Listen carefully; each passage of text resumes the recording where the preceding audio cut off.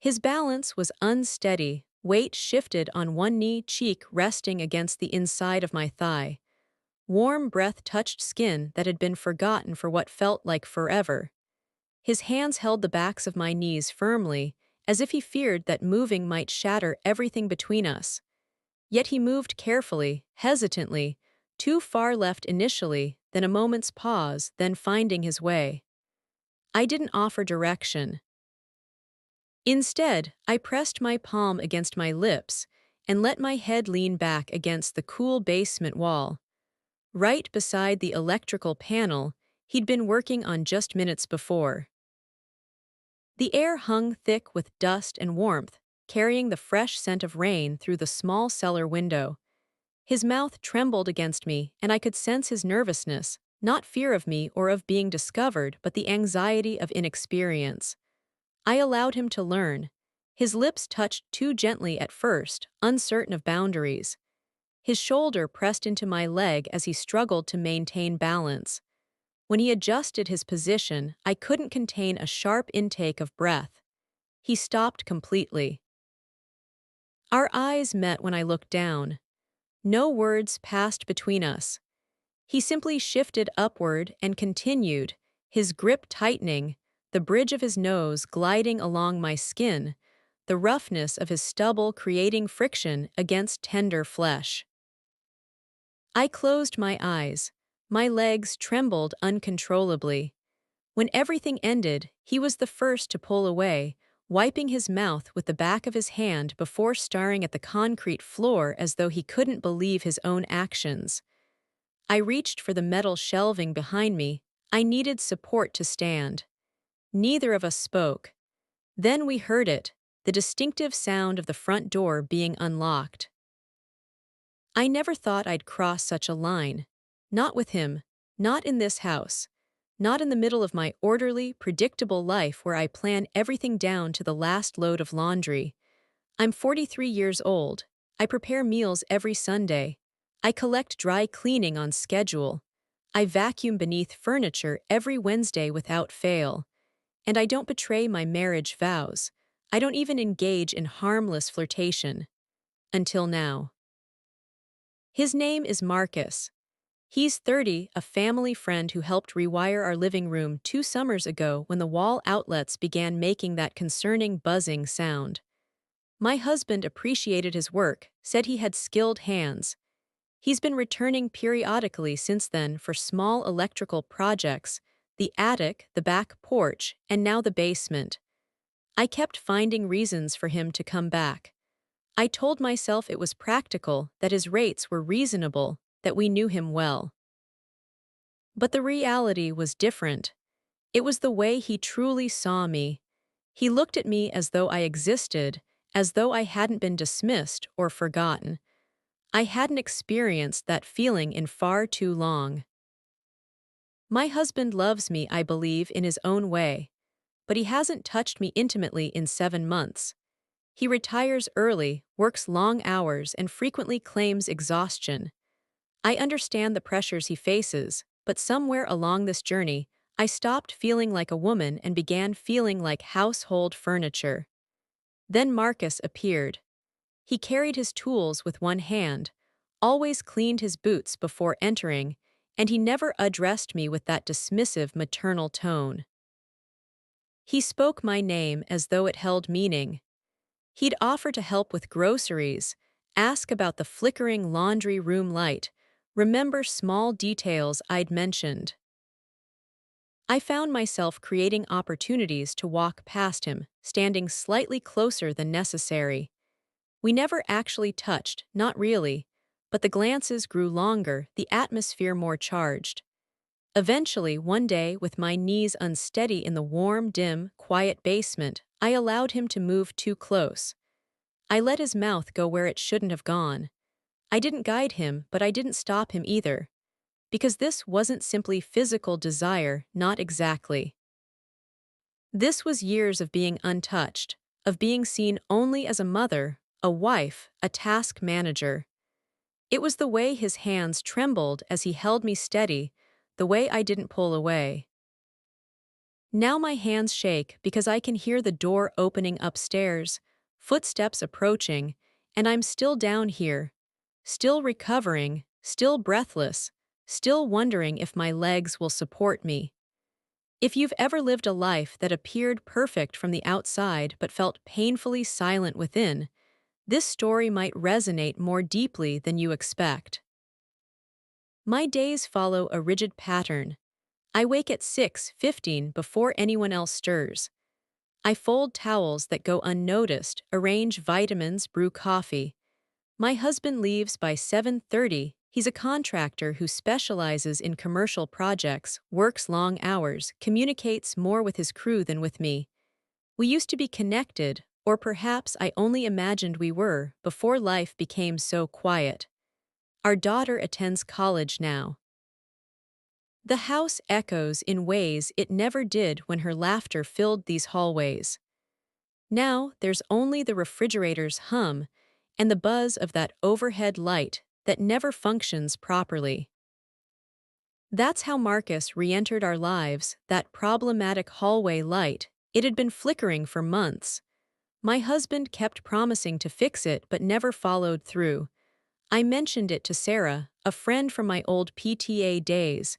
She said Marcus was doing residential work again. He's skilled, she said, quiet, dependable. She meant safe. He arrived that Tuesday, said he'd upgraded his certification and could rewire the fixture and inspect the breaker panel. He smiled when he saw me, not broadly, just a subtle lift at the corner of his mouth, as though we shared an unspoken secret. I offered coffee. He accepted. That was the first small shift. He began appearing more frequently. He rewired 2 garage outlets, replaced a panel breaker, fixed something under the kitchen sink just to be helpful. He wasn't flashy, wore old shirts and soft-soled shoes, carried his tools as though he didn't want to disturb anyone. But he noticed things. When I barely trimmed my hair, he said, "It frames your face better now." When he caught me rubbing my shoulder, he asked, "Do you always carry that laundry basket on the same side?" My husband never observed such details anymore. Marcus started helping with tasks beyond his work scope. He brought the recycling bins up from the curb without being asked, replaced a hallway bulb without a word. Sometimes he'd sit on the back step when finished, drinking the lemonade I provided. I'd lean against the doorframe, pretending to read something on my phone. We didn't talk much initially, just pleasant small talk. Then one day he asked, "Do you ever get tired?" I laughed, not from humor, but because no one had asked me that question in years. "Constantly," I replied. He nodded, gazing out at the yard. "You don't look it, but I imagine you are." Something cracked inside me then, something that had been holding its breath. My routine remained unchanged, but I transformed. I lingered longer over dinner dishes, chose softer fabrics even when no one else would notice. I began anticipating his arrival, not obviously, not waiting by the door, but feeling a steady, quiet excitement whenever I heard a truck in the driveway. My heart would skip when it wasn't him, and something would deflate when I realized I was disappointed. The moment I knew I was in real trouble came on a Thursday. I was standing on a step stool, trying to rehang a frame that had tilted in the hallway. Marcus walked in, saw me wobble, and reached for my waist to steady me. His fingers were warm and firm. When I stepped down, his hands didn't immediately drop away, just a second too long, his eyes locked on mine. Neither of us moved. Then I whispered, so quietly I barely heard myself, "You okay?" He didn't blink. "I'm not sure." That was the beginning, I think. I still folded towels, still made the bed with hospital corners, but something was shifting beneath the surface. I knew in my core that if this continued, something would break. But I didn't stop it, because for the first time in years, I didn't feel invisible. I felt seen. The quiet between us became its own form of communication. He never said too much. I didn't need him to. It was in the way he looked at me when he thought I wasn't paying attention, just long enough to make my chest tighten, but not so long that it seemed deliberate. He'd enter through the side door, same gentle knock, same faint scent of sawdust and soap. I learned the rhythm of his boots on the tile, knew how he always rolled his sleeves just past the elbow, as though he didn't want fabric interfering with his work. One Tuesday afternoon, I brought him water. He'd been working near the furnace, crouched low with his back turned. When I handed him the glass, his fingers wrapped around mine. We both froze, not long, maybe 2 seconds, but long enough. He released first. I looked down, mumbled something I can't remember. He said, almost too softly to hear, sorry. I didn't respond because I didn't want him to apologize. We began talking more in the late afternoon when golden light filtered through kitchen windows and the entire house felt softer. He'd stay slightly longer than necessary. Once I caught him staring at my hands. Your hands look tired, he said. I smiled. They've earned it. He nodded, eyes still focused on them. Do they ever get taken care of? I didn't know how to answer. He helped carry groceries one morning when he happened to arrive as I was unloading the car. I insisted I could manage. He took the bags anyway. In the kitchen, I bent to retrieve something that had slid under the table. When I stood, he was close, too close, holding a bag of apples, eyes on my jawline. I could feel the air between us shift. He opened his mouth as though to speak, then didn't. Just set the apples down slowly and stepped back. That restraint, that holding back, made everything worse. One night I couldn't sleep. The hallway light buzzed again. I sat at the kitchen table in my robe, sipping lukewarm tea, staring at the same chipped corner of floor tile. I texted him, "Did you say you had time to check that light again this week?" He didn't respond until morning. I can come tomorrow, or today if it can't wait. I told myself it was about the light, but we both knew better. The next day I caught my reflection in the hallway mirror while straightening old blankets. I didn't recognize myself, not because I looked different, but because I felt different. My shoulders were tense, my mouth softer. There was something in my eyes I hadn't seen in years, want. I stood there for 5 full minutes, heart pounding, then smoothed my hair and returned to folding as though nothing had happened, as though I wasn't already holding something I couldn't name. It didn't happen the way I'd imagined.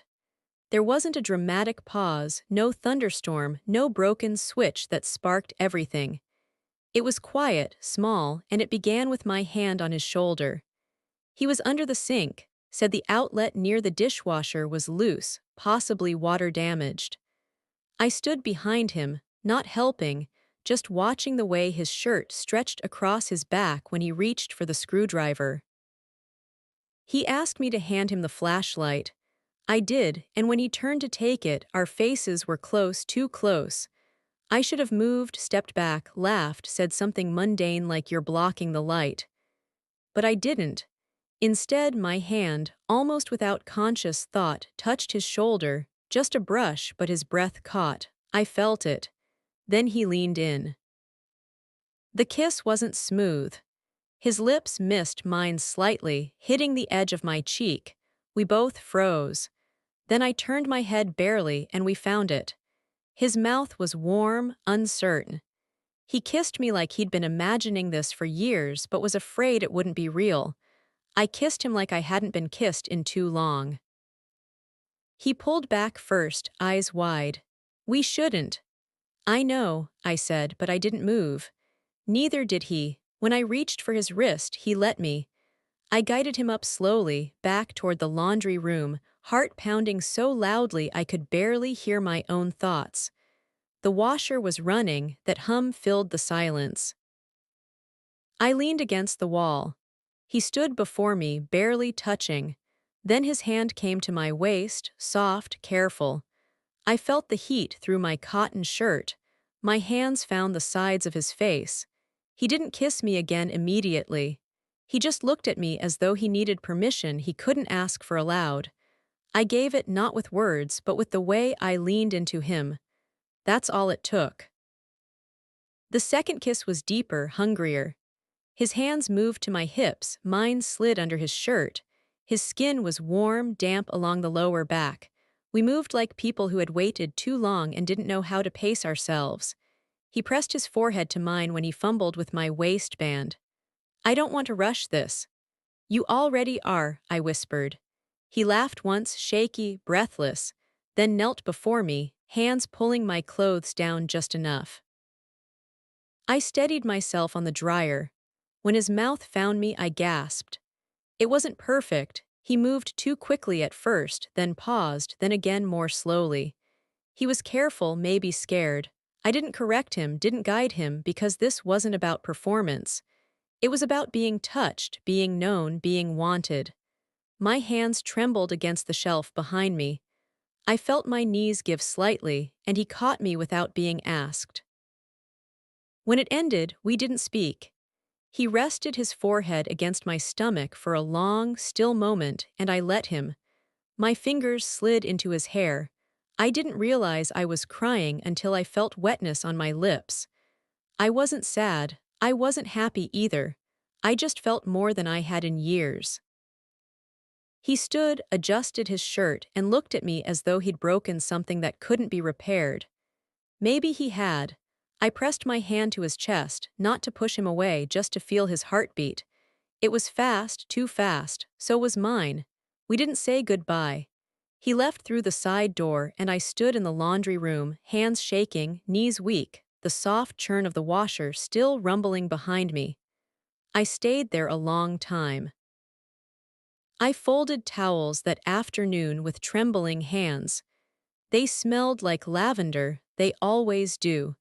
That part of my routine didn't change, neither did dinner preparation or the list of tasks I followed like clockwork. But something in me had cracked, and I didn't know how to repair it. He returned 2 days later to finish the breaker installation. We didn't discuss what had happened, not once. He kept his eyes down, measured twice, rewired, labeled the panel as though nothing had occurred. But I saw the tension in his shoulders, the way he now stood too far from me. I offered coffee as always. He declined gently. I smiled as though that didn't hurt. That night I sat across from my husband, watching him eat. He didn't notice I hadn't touched my food. He talked about a downtown project, a parking structure with wiring delays. I nodded at appropriate moments, laughed when he made a joke about someone on his crew. I felt like I was watching myself from across the room. I looked at my hands, the same hands that had gripped Marcus's hair, that had clutched the shelf behind me while my knees shook, and thought, I still fold his laundry every week. And I did this. The days after felt heavy, like walking underwater. I found myself replaying everything, the way Marcus's mouth trembled, the silence between us, not just in that moment but in the weeks and years leading up to it. The way I'd swallowed every lonely morning, every perfunctory goodbye kiss, every birthday with a gift card and no eye contact. I didn't do it because I stopped loving my husband. I did it because I stopped existing in his world. Marcus returned one last time. He said the panel was complete, but he wanted to double-check the grounding. We stood in the garage. The air smelled like warm metal and cut wood. He didn't look at me immediately. I'm sorry, he said. I shook my head. Don't be, he exhaled. I thought I could leave it alone, but I keep thinking about it. I swallowed. I know. Then he stepped forward only a few inches. Do you ever feel like no one sees you anymore? He asked. I didn't answer. He didn't need me to. That weekend, he came by to drop off spare parts. My husband was home. Marcus smiled as though nothing had ever happened, discussed neutral wires and circuit loads as though we were strangers again. Then, in front of everyone, he reached to say goodbye and kissed my cheek lightly, the way a friend might. But I felt the air leave my lungs because I knew he knew, and if anyone looked too closely, they might know too. He kissed my cheek in front of everyone, and I couldn't breathe. I thought I was careful. I kept the laundry folded, grocery lists updated, blinds angled precisely so no one could see in.